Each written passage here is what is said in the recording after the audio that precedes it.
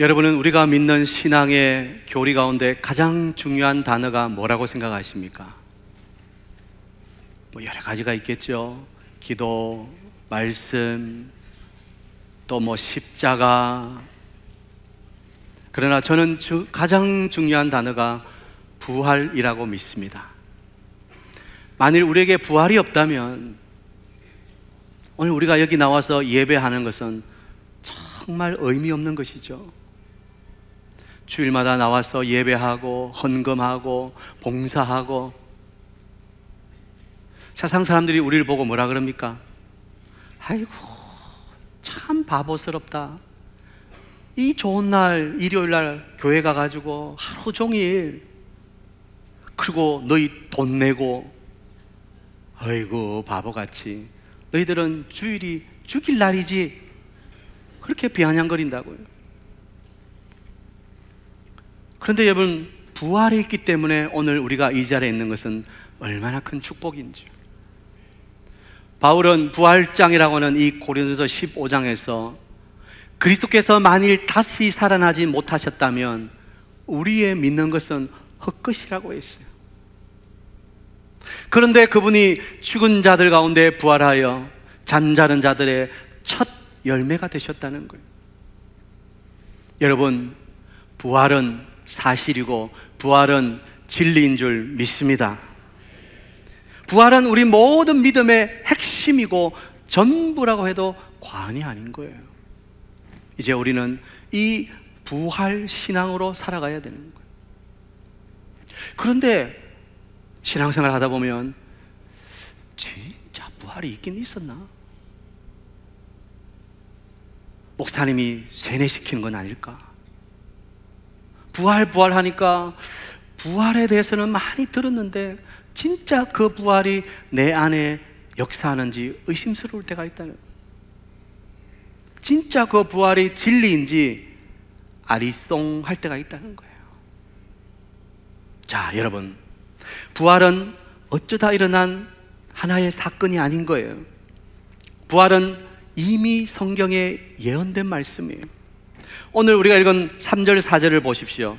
내가 받은 것을 먼저 너에게 전하였노니 이는 성경대로 그리스도께서 우리 죄를 위하여 죽으시고 장사 지른 바 되셨다가 성경대로 사흘 만에 다시 살아나셨다. 무슨 단어가 강조되고 있어요? 성경대로. 다시 말씀드립니다. 예수님의 부활 사건은 어쩌다가 우연하게 일어난 일이 아닙니다.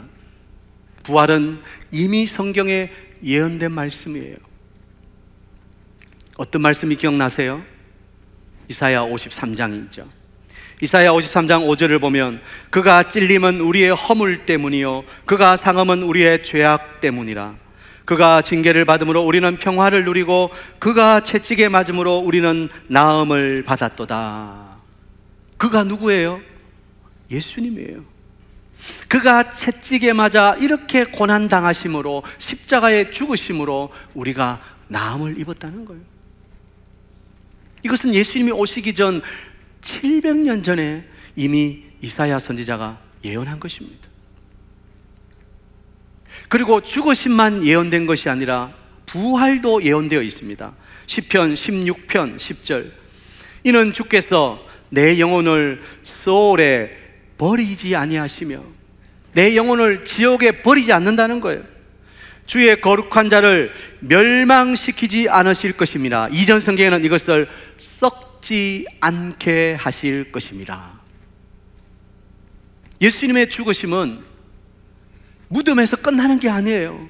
그 육신이 썩음으로 끝나는 게 아니에요. 오히려 썩지 않는다는 거예요. 그리고 11절에 주께서 생명의 길을 내게 보이시리니, 바로 부활을 예언하는 거예요. 이것은 다윗이 자신에게 대한 예언이 아니라 장차 오실 메시아 예수님에 대한 예언인 것입니다. 그분은 그 육신이 썩지 아니하시고 다시 부활 생명을 얻게 될, 무엇보다 예수님은 돌아가시기 전에 제자들을 앉혀놓고 죽으심과 부활에 대해서 자주 말씀하셨어요. 인자가 사람들의 손에 넘겨져 죽임을 당하고 제3일에는 살아날 것이라는 거예요. 예수님이 직접 말씀해 주셨어요. 나는 십자가에 죽는다. 그리고 다시 살아날 것이다. 그리고는 요나의 표적을 말씀해 주셨죠. 요나가 사흘 밤낮을 물고기 배 속에 있었던 것처럼 인자도 사흘 밤낮을 무덤에 있을 것이다. 여러분, 요나 선지자가 3일 동안 물고기 배 속에 있다가 죽어버렸어요? 끝나버렸어요? 3일 후에 그 물고기가 요나를 다시 토해내었어요. 요나는 새로운 삶을 얻게 돼요. 그리고는 니느웨로 가서 복음을 전하는 거예요. 예수님께도 3일 동안 무덤에 계셨지만 그 무덤 문을 열고 다시 살아 나오셨습니다. 부활하신 거예요.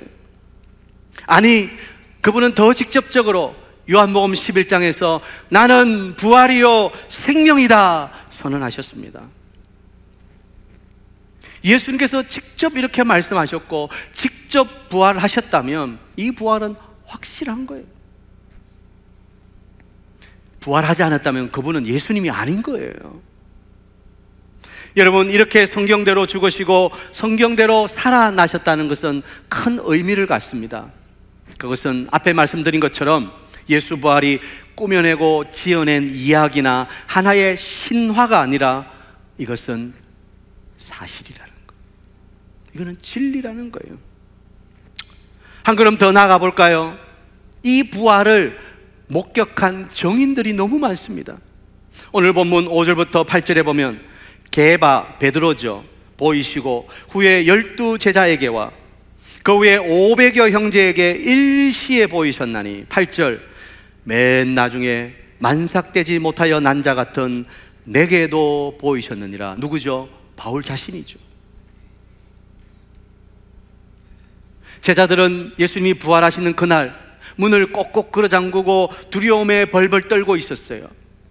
부활하신 주님께서 그 문을 똑똑 두드리신 것도 아니에요. 좀 열어다고 말씀하신 것도 아니에요. 그 문을 스르륵 통과해서 제자들이 있는 그 방 안으로 들어오셨어요. 그리고는 너에게 평강이 있을지어다 샬롬 인사를 하셨어요. 제자들은 유령인가 해서 놀랐죠. 내 손과 내 옆구리를 보고 만져보아라. 주님은 그대로 부활하신 거예요. 그리고 하늘로 올리시기 전에 500여 형제에게 일시에 보여주셨습니다. 사도 바울도 부활하신 주님을 만난 거예요.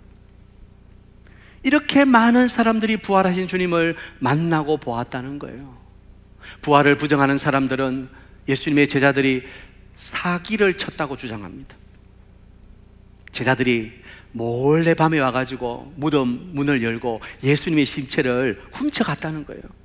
그리고는 봐라, 무덤 문이 열렸다, 시체가 없다, 예수님이 부활했다, 그렇게 헛소문을 퍼뜨렸다는 거예요.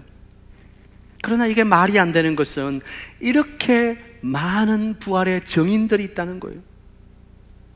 한두 사람만 보았다고 해도 함부로 의심할 수가 없는데 수백 명의 사람이 부활하신 예수님의 모습을 보았다고 말한다면 누가 이것을 거짓말이라고 꾸며낸 이야기라고 부인할 수 있겠습니까? 여러분, 예수님의 부활은 확실합니다. 예수님의 부활은 사실이고 진리입니다. 부활이 실제인가 허구인가, 우리가 그것을 아무리 부정한다고 실제 있었던 부활이 없어지는 게 아니에요. 그 부활은 이미 역사적인 사실이고 진리인 것입니다. 죽음 뒤에는 반드시 부활이 있다는 것입니다. 저는 중3 때 그 부활하신 주님을 만났어요. 그 밤에 기도하는 가운데 내 10년 가운데 부활하신 주님이 확신이 믿어져요. 그분이 내 모든 죄를 용서하시고 지금도 나와 함께 하시는 게 믿어져요. 그래서 그 밤에 저는 그분을 내 구주, 내 주님으로 영접했습니다. 그리고 이제는 내가 그 부활의 주님을 전하는 삶을 살겠습니다. 그렇게 기도했어요. 그게 소원 기도죠. 그리고 목사가 된 거예요. 사랑하는 여러분, 부활의 주님께서 여러분과 함께하고 계십니다. 그 예수님의 부활을 믿으시고 그 부활을 기뻐하는 여러분 되시기를 축복합니다. 그런데 많은 분들이 그 부활에 대해서 듣기는 듣는데, 알기는 알겠는데 실제적으로 부활한 예수님을 만나지 못했다는 거예요. 그 부활하신 주님과 동행하는 삶을 살지 못하고 있다는 거예요. 누가복음 24장을 보면 부활하신 그 주님, 그날에 예수님의 제자 2명이 엠마오라고 하는 마을로 걸어가고 있어요. 그때 주님이 그들 옆에 오셨어요. 제자들은 누구시지? 하면서 그분과 막 이야기도 나누어요.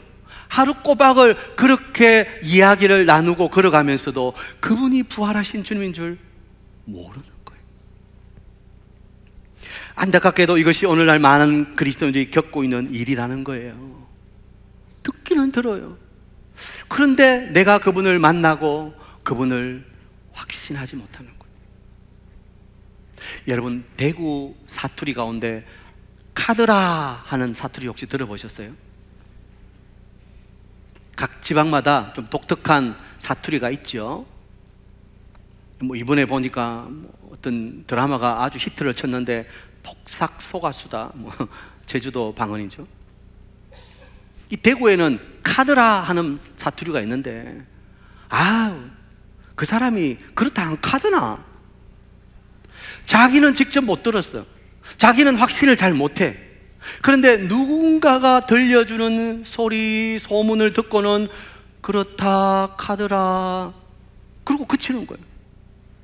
그게 사실인지 그게 진실인지는 잘 모르고 아무튼 소문으로 뭔가 카드라. 목사님이 예수님이 부활했다 카드라. 우리 장로님이 예수님이 부활했다 카드라. 카드라 카드라 하는데 그 부활의 주님이 내 안에 계시질 않는 거예요. 내가 그 사실을 확신하지는 못하는 거예요. 교회에 나오면서도 신자라고 하면서도 부활하신 주님을 만나지 못하고 부활하신 그 주님과 동행하는 삶을 살지 못한다는 거예요. 얼마나 안타까운지. 여러분, 카드라 통신이 아니라 그 부활의 주님이 직접 내 안에 계심을 확신하시고 믿으시는 부활 생명으로 살아가시기를 축복합니다. 우리는 부활에 대해 생각할 때 과거에 주님이 부활하신 그 사건, 그리고 미래 우리도 부활할 것이라는 소망, 그 정도만 가져서는 안 돼요. 지금 현재 부활하셔서 나와 함께 하시는 주님을 믿어야 된다는 거예요. 지금 오늘 부활 생명으로 살아가야 된다는 거예요. 그러면 이렇게 질문 던질 수 있죠. 과연 부활 생명이란 게 뭔가? 그건 너무 간단하죠. 부활하신 주님이 오늘 우리 속에 함께 계신다는 것입니다. 아멘입니까? 부활하신 그 주님은 하늘로 올라가셨는데, 그래서 우리가 성천이라고 하잖아요. 근데 어떻게 그분이 또 내 안에 계시지? 그분이 보내주신 그분의 영이신 성령이 지금 우리 안에 함께하고 계시는 거예요. 그 성령은 예수의 영이세요. 아니, 예수님이세요. 삼위일체시니까. 그러니까 부활하신 그분 성령께서 내 안에 지금 계시는 거예요. 여러분, 부활하신 주님은 우리의 그냥 기억 속에 계시는 분이 아니라 실제 우리 안에 존재하시는 분인 것을 믿으셔야 되는 거예요. 우리 속에 부활하신 주님이 우리 생명과 유기적으로 연합되고 하나 되어 계신다는 거예요. 우리는 십자가에 죽어버린 예수를 믿지 않습니다. 우리는 부활 성천하셔서 하늘 보좌에 계신 예수님만 믿지 않습니다. 우리는 부활하셔서 지금 오늘 내 안에 함께하고 계시는 살아계시는 주님을 믿는 것입니다. 할렐루야. 그분이 지금 여러분 안에 살아 역사하고 계시는 거예요. 갈라디아서 2장 20절, 그런즉 이제는 내가 사는 것이 아니요 오직 내 안에 그리스도께서 사시는 것이라. 이제 누가 살아요? 이제 내 안에 주님이 사시는 거예요. 바울은 그것을 믿었던 거예요. 사실 바울은 그 심령으로 부활의 주님을 만나고 변화된 사람이죠. 이전에는 교회를 핍박하고 박해하고 예수 믿는 자를 잡으러 다니던 사람 아니십니까? 그런데 그가 부활의 주님을 만나고 이제는 그가 주님께 사로잡혀 버렸어요. 그는 완전히 변화되었어요. 자신 속에 들어와 계시는 부활의 주님을 확신하게 된 거예요. 그 부활의 주님을 만나니 그는 완전히 다른 사람이 되어버린 거예요. 부활 생명이라는 게 무엇입니까? 그 주님을 만날 때 우리는 완전히 변화된 새로운 사람이 된다는 거예요. 그런데 우리의 중대한 문제가 뭡니까? 내 안에 부활하신 주님이 계심을 믿었는데 우리는 죄에 대해서 단호해야 되는 거예요. 왜요? 주님은 죄와 함께 하실 수 없기 때문에. 아니, 죄 때문에 죽으신 분이신데 그 죄를 다 멸하시려고, 죄를 발로 밟으시려고 죽으시고 부활하신 분인데, 그 부활의 주님이 내 안에 계시다고 믿으면서도 여전히 죄를 먹고 마신다, 죄 속에 거한다, 그럴 수 없는 거죠. 부활의 새 생명으로 살아간다는 것은 우리가 거룩한 삶을 사는 것입니다. 부활신앙은 우리를 깨끗하게 하는 거예요. 부활을 믿으면 거짓을 멀리하고 정직하고 도덕적으로 사는 거예요. 오늘날 교회를 다닌다고 하면서 너무나 많은 분들이 도덕적이지 못하고 거짓과 악에 익숙한 것을 봅니다. 죄 짓는 것을 부끄러워하지 않아요. 불경건한 세상의 삶을 살아가는 거예요. 그것은 다 죽은 것입니다. 아니, 이미 주님께서 죽이신 것들이에요. 그런데 우리는 그 죽은 문화에 젖어 살아가고 있어요. 나의 더러운 정욕과 탐욕과 음란함과 시기와 질투와 미움, 이 죽은 것들을 여전히 붙잡고 살아가고 있다는 거예요. 이제는 변화되어야 됩니다. 부활 생명 예수가 내 안에 들어오면 우리는 죽은 문화가 아니라 생명의 문화로 변화되는 거예요. 사랑하고 용서하고 이해하고 관용하고, 그리고 거룩해지고 은혜로워지고 소망으로 가득 차지는 거예요.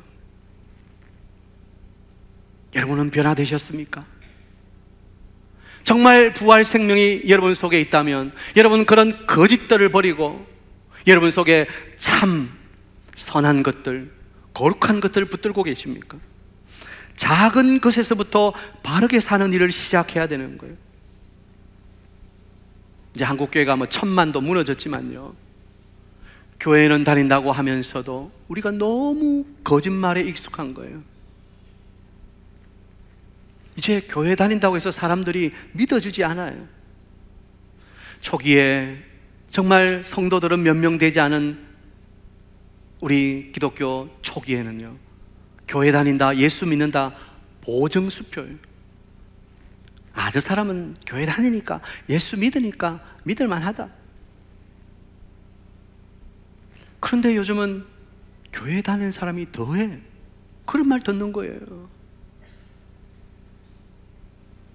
예수의 부활 생명이 있다는 것은 우리 안에 죽은 문화를 버리는 거예요. 우리 안에 생명의 문화가 들어오는 거예요. 거짓을 버리고 악을 버리고 우리 안에 사랑이, 그리고 참된 말이, 용서가 우리 안에 넘쳐야 되는 거예요. 사랑하는 사이동교회 성도 여러분, 오늘 부활주일 아침을 맞이하면서 예수 부활 생명으로 산다는 것은 막연하게 예수 부활하셨네, 나도 부활할 것이다, 그런 먼 과거의 사건과 미래적인 소망으로만 사는 것이 아니라 오늘 그 부활하신 주님이 내 안에 계시기에 나는 거짓을 버리고 죽음을 버리고 내 안에 생명이 역사해야 된다. 내 안에 참과 진리가 내 안에 있다. 그러므로 나는 주님 말씀에 순종하며 내 안에 계시는 그리스도의 삶을 살아가야 된다. 이 결심이 우리 안에 일어나는 거예요. 답다는 말이 얼마나 좋은 말인지 몰라요. 뭐뭐 답다, 뭐뭐 스럽다. 저는 목사잖아요. 그러면 저는 목사스럽게, 목사답게 살아가야 돼. 목사가 말씀과 기도하는 일이 아니라 저기 앉아가지고 홀짝 그 목사다운 게 아니죠. 성도가 성도라면 성도다워야 되는데 있어야 할 것과 있지 말아야 할 것을 구분하지 못하고 있다면 성도다운 게 아니에요. 부활하신 주님의 생명이 그 속에 있다면. 사랑하는 여러분, 예수님의 부활이 하나의 기적이나 기억으로 끝나서는 안 됩니다. 오늘 내 안에 부활의 생명이 계시는 것을 믿으시고 그 부활의 주님을 만나시기를 축복합니다. 죽은 문화들을 벗어던지세요. 그리고 생명의 문화로 덧입으세요. 여러분 안에 사랑과 소망과 그리고 거룩과 인내와 은혜와 여러분 안에 정말 생명의 문화들이 충만하게 임하게 되길 축복합니다. 또 부활의 생명이라는 것이 무엇입니까? 그것은 땅의 소망을 죽이는 것입니다. 부활의 소망을 두고 사는 사람은 땅의 욕심에서부터 자유할 수 있는 거예요. 왜? 하늘의 부활 소망이 있기 때문에. 땅의 소망을 가지고 있는 사람은 하늘 소망을 가질 수 없어요. 이 소망도 가지고 저 소망도 가지고 두 개 다, 우리 흔히 그것을 양다리 걸치기다 이렇게 말하는데, 영적 지대에 양다리 걸치기는 없는 거예요. 땅의 욕심을 내려놓아야 비로소 하늘의 소망을 간직할 수 있는 거예요. 본래 일반 종교의 목적은 물질적인 번영과 현세적인 복을 추구하는 것이죠. 그래서 흉과 화는 피하고 길과 복을 추구하는 기복적인 것이 바로 일반 종교예요.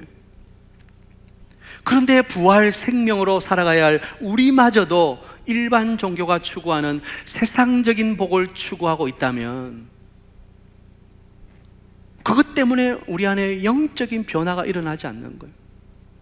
수년을 교회 다니면서 신앙생활 한다고 말하지만 변화가 일어나지 않아요. 주일날 교회는 가서 예배는 드리는데 똑같아. 기복적인 신앙, 세상적인 복을 추구하는 거예요. 여러분, 부활신앙은 우리의 소망을 하늘에 두는 것입니다. 그러면 놀랍게도 땅에 대한 욕심으로부터 자유로워질 수 있는 거예요. 우리는 영원을 바라보는 사람들이에요. 오늘이라는 삶은 영원을 잇대는 삶인 거예요. 오늘로서 끝나는 것이 아니라 오늘이란 이 하루가 영원을 바라보는 삶이 되는 거예요. 그러므로 오늘 때로는 우리가 세상의 욕심을 내려놓음으로 조금은 불편할 수 있고 조금은 손해볼 수 있고,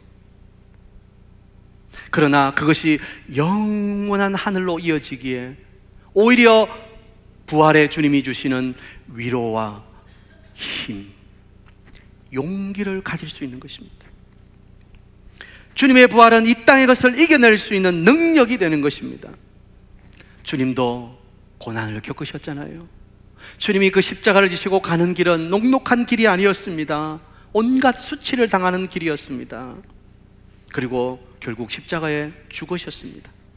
그러나 그것으로 끝난 게 아니에요. 부활하셨어요. 승리하셨어요. 그러므로 여러분, 우리가 이 땅에 때로는 고난당하고 때로는 수치를 당한다 할지라도 그것으로 끝나는 게 아니에요.